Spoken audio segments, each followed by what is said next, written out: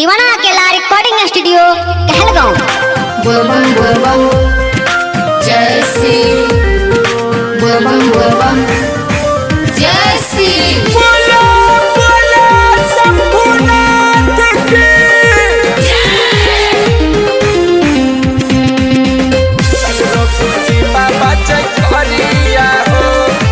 Singing by दीपक अकेला।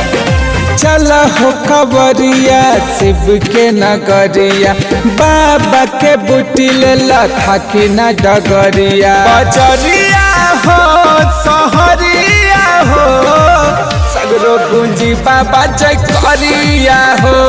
बजरिया हो सहरिया हो, सगरो गुंजी बाबा चकरिया हो। बोलो बोलो बैजूनाथ की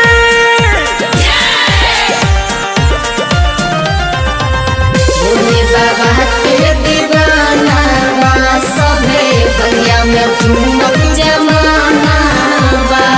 गांजा में माजा ऐसन रे भाई, मन करे पिए और रे। चारों तरफ उड़े चिलम के धुआं, तबो लगै छै अचोर रे।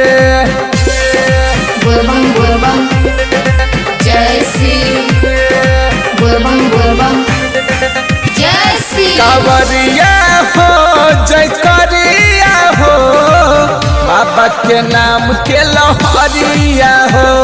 बजरिया हो सहरिया हो, सगरो गुंजी बाबा जय करिया हो।